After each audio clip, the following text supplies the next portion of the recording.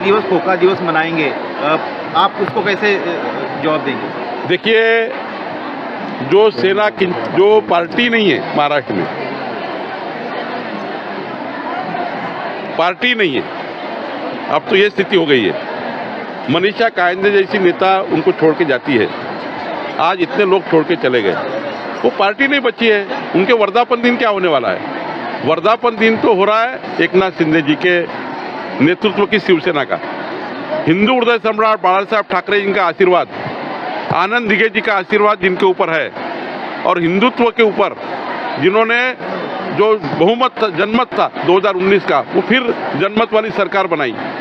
सत्ता को लात मारकर उद्धव ठाकरे की गलत नीतियों की सरकार जो कांग्रेस और राष्ट्रवादी के साथ बनाई थी, विचारों के दूर जाकर बनाई थी, वो सरकार को लात मारकर उन्होंने पार्टी भी संभाली, सरकार भी संभाली और अच्छे से संभाली। इसलिए भारतीय जनता पार्टी पूरी शुभेच्छाएं एकनाथ शिंदे को देती है, शिवसेना को देती है। उनके आज के जो उनका वर्धापन दिन है उसको शुभेच्छाएं देती है। फोका दिन मनाएंगे ऐसा कह रहे हैं कल से। देखिए, फोका बोका कुछ नहीं है। खुद शरद पवार साहब ने कहा है कि केवल 2 दिन महाराष्ट्र के मुख्यमंत्री मंत्रालय में आए थे। ऐसे मुख्यमंत्री से जो नाराज लोग थे, उन लोगों का भविष्य पूरी तरह से अंधेरे में आ चुका था। मैंने कल भी कहा कि 50 विधायकों को लग रहा था कि उद्धव ठाकरे की सरकार और रही, उद्धव ठाकरे मुख्यमंत्री रहे तो हम सारे लोग चुनाव हार जाएंगे। ये केवल फियर और डर बन गया था, और ये डर इतना जोरदार था कि सारी चीजें बाजू हो जाती है। जब वो खुद ही चुन के नहीं आएंगे ऐसी स्थिति बन गई थी। राष्ट्रवादी कांग्रेस ने जिस प्रकार से प्लान बनाया था कि राष्ट्रवादी 100 विधायक और उद्धव ठाकरे के 20 विधायक ये चुन के आने का प्लान हुआ था, और ऐसे प्लान में सुप्रिया सुळे को मुख्यमंत्र्याकडे 2 दिवस मंत्रालयात येण्याकरता वेळ होता। महाराष्ट्राने असा मुख्यमंत्री बघितला आहे की 2 फेसबुक लाईव्ह करायचे। त्यामुळं नाना पटोलेजींना जर उद्धव ठाकरेवर विश्वास असेल, पण जनतेला मात्र उद्धव ठाकरेवर आता विश्वास राहिला नाही, त्याची पत ते केव्हाच गमावली आहे त्यांनी। अजित पवार असं म्हणतात की राज्य सरकारच्या पैशाची मोठ्या प्रमाणात चुराडा हा जाहिरातीवरती होतो, नागरिकांची कामं होत नाही, विकास कामं होत नाही, काय सांगा? ते अजितदादा काय बोलले मला माहिती नाही, पण जेव्हा जेव्हा काँग्रेस आणि राष्ट्रवादी काँग्रेसचं सरकार या महाराष्ट्रात होते, आणि मागच्या वेळेस हे उबाटाचं सरकार होतं महायुतीचं, एमव्हीएचं, यांच्या सरकारचा हिशोब काढला खर्चावरचा, जाहिरातीवरचा, त्याच्या मानाने अर्धाही खर्च महाविकास भाजप सेना युतीने केला नसेल। कारण देवेंद्रजी एकनाथजी हे जाहिरातीच्या भरोश्यावर मोठे होणारे नेते नाही आहेत। देवेंद्रजी एकनाथजी हे जनतेचे नेते आहेत, लोकनेते आहेत, त्यामुळे त्यांना जाहिरातीची गरज पडणार नाही। पण केलेलं काम हे समाजापर्यंत पोहोचलं पाहिजे, समाजाच्या शेवटच्या माणसापर्यंत पोहोचलं पाहिजे, याकरता त्या जाहिराती द्याव्या लागतात, त्या द्याव्याच लागतात। पण देवेंद्रजी एकनाथजींना जाहिरातीवर नेते बनण्याची सवय नाही, तसे ते नेते नाही, ते दोघंही लोकनेते आहेत। सुषमाताईंनी असं एक खळबळजनक वक्तव्य केलंय की भाजपचे खासदार आहेत ते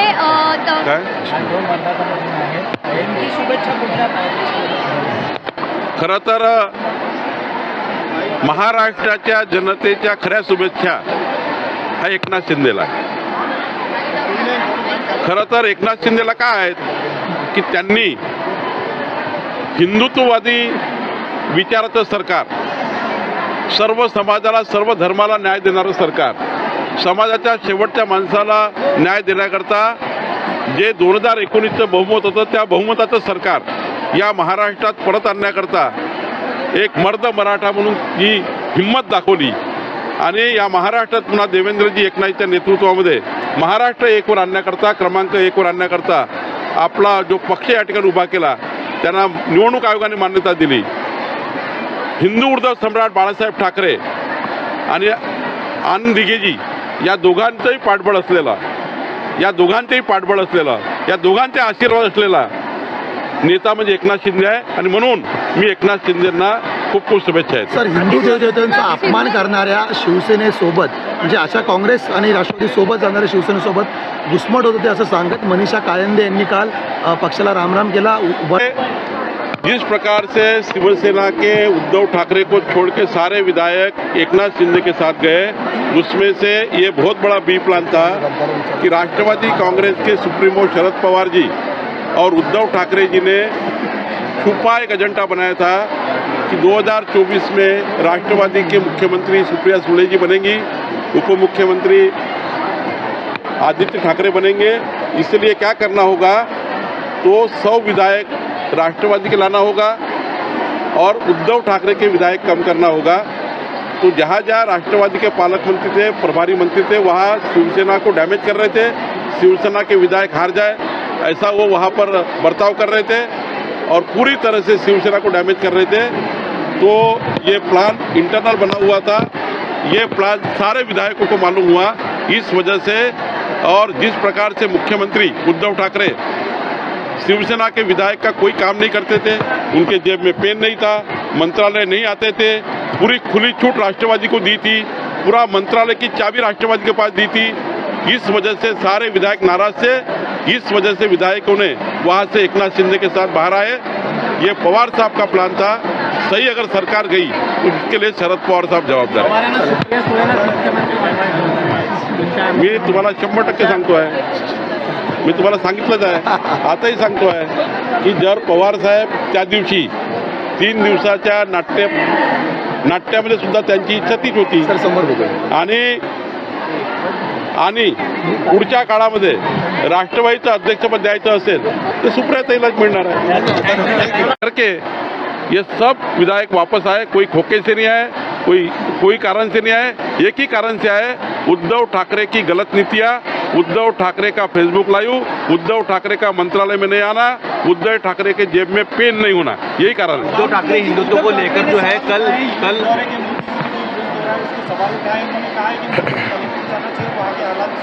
मोदी जी जब विश्व में जाते हैं तो देश का डंका बजा के आते हैं।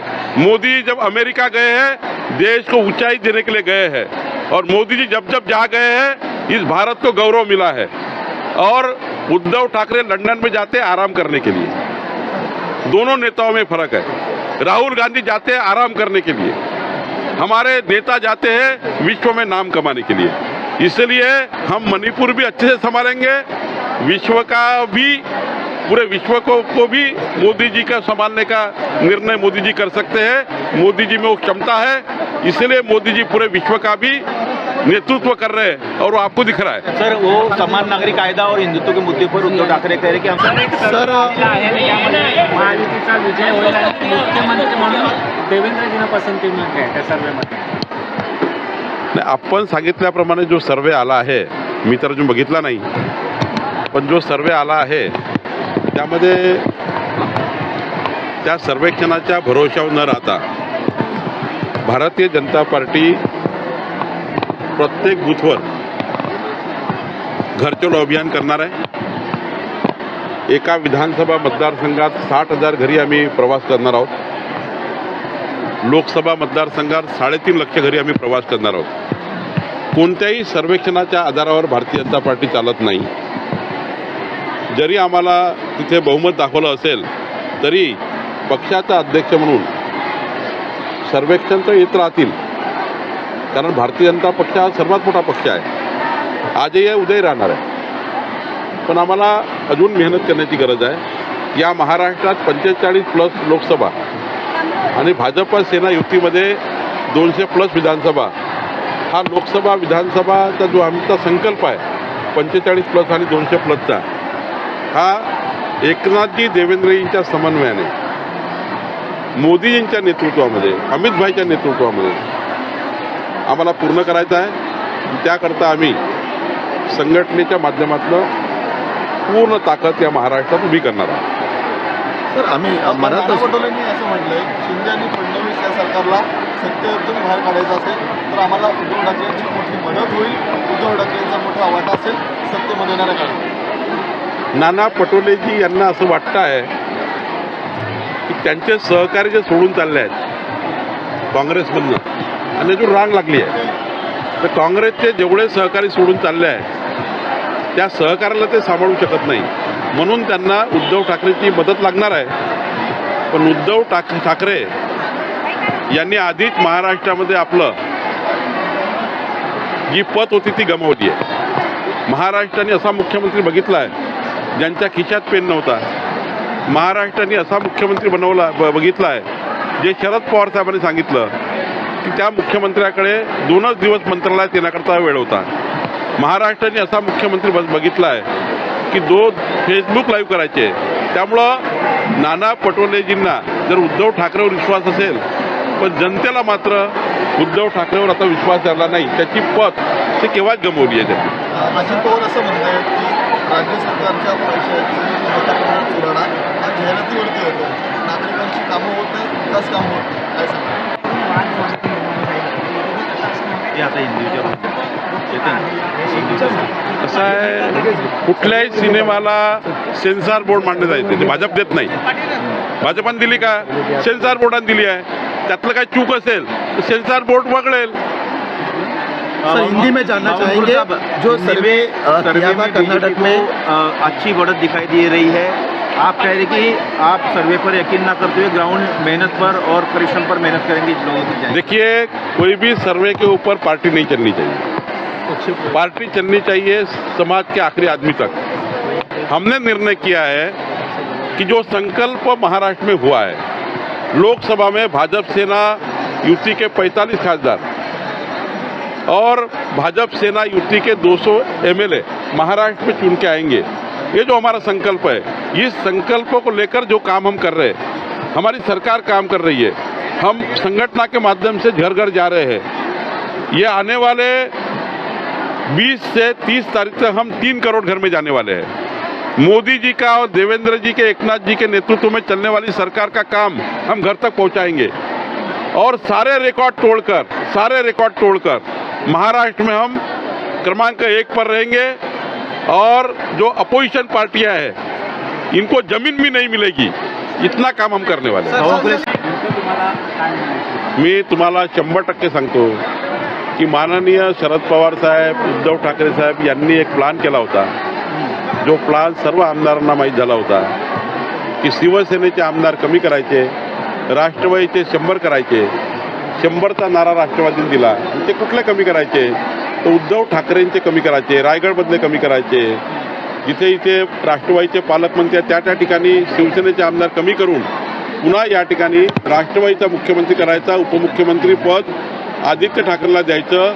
हा जो त्यांचा इंटरनल प्लान होता, हा प्लान लीक झाला आणि मग जेव्हा आमदारला वाटलं की आमचं भविष्य धोक्यात आहे, म्हणून एकनाथ शिंदे सर्व आमदार हे बाहेर आले की कितीतरी वेळा शिवसेनेच्या आमदारांनी बोलून दाखवलं आणि त्यामुळं खऱ्या अर्थाने पवार साहेबांनी या महाराष्ट्रामध्ये राष्ट्रवादीचा मुख्यमंत्री करण्याकरता जो प्लान केला होता आणि त्या प्लानमुळं हे सरकार गेलं आणि म्हणूनच एकनाथ शिंदेच्या नेतृत्वामध्ये आज नवीन सरकार आलं। बात रह के वहाँ पर रह सकते हैं? नहीं, मुझे पहले उन्होंने जवाब देना चाहिए कि परसों अंबेडकर जी औरंगा के उस कब्र में गए थे दर्शन करने के लिए। उनके साथ उनकी युति है, अलायंस है। वो अलायंस वो रखने वाले या नहीं रखने वाले, ये पहले उन्होंने कहना चाहिए। वो उन्होंने कहा नहीं अभी तक। वो हमारी महाराष्ट्र जनता देख रही है कि जिस औरंगा के कब्र के ऊपर अंबेडकर गए थे, उसकी युति जो है, जो उद्धव ठाकरे जी के साथ है, वो युति है या नहीं।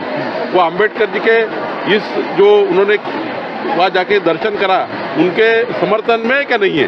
दूसरा एक सवाल है सर कि आदिपुरुष को लेकर बीजेपी को टारगेट किया जा रहा है। कहा जा रहा है कि जब भगवा किसी वस्त्र का बिकने का सवाल आया तो बीजेपी ने विरोध किया था और यहाँ श्री राम का अपमान हो रहा है। सिर्फ चुनाव के लिए बीजेपी उनको इस्तेमाल करती है, ऐसे फिल्म पर बैन लगाना चाहिए, बीजेपी अब क्यों नहीं बोल रही है? ऐसे देखिए, आप सबको मालूम है कि कोई भी सिनेमा को, कोई भी पिक्चर को सेंसर बोर्ड मान्यता देता है तो भारतीय जनता पार्टी से देती है। तो सेंसर बोर्ड को अगर लगता है कोई चीज़ें गलत होगी तो वो निकालेंगे।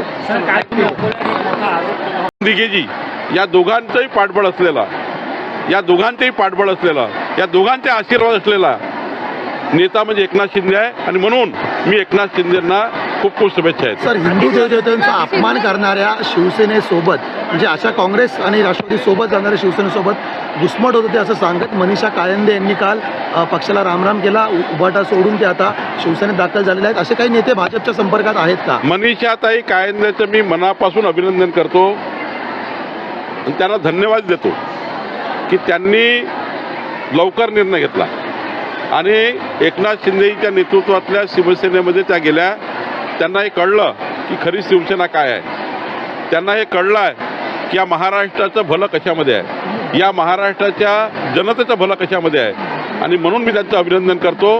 राहिला प्रश्न एकनाथजी आणि भाजपमध्ये येणाऱ्या अनेक पक्षप्रवेशाचा, तुम्हाला जसं जसं 2024 जवळ येईल, जशा जशा लोकसभा जवळ येतील, विधानसभा जवळ येतील, पक्षप्रवेशाचे मोठे मोठे बॉम्ब ब्लास्ट महाराष्ट्रात झाल्याशिवाय राहणार नाही आणि तुम्हाला आश्चर्य वाटेल असेही पक्षप्रवेश होतील. तर कल्याणमध्ये आज सभा होती, संवाद गेल्या आठवड्यात पाहायला मिळाला होता. तो मिटला असं म्हणता येईल आजच्या सभेत? 100% मिटला आहे. मी स्वतः त्या ठिकाणी माननीय रवींद्र चव्हाणजी आणि सर्वांशी बोललो आहे. छोटे मतभेद झाले होते, मनभेद नाही आहे, मतभेद झाले होते, ते आम्ही काढले आहेत. सर, शिंदे गटाच्या मंत्र्यांना टार्गेट हे भाजपचे एक मोठे खासदार गटाचं सुषमाताईंनी वक्तव्य केलंय, त्याबद्दल काय? सुषमाताई अंधाऱ्यावर महाराष्ट्र विश्वास ठेवत नाही. बांगोल साहब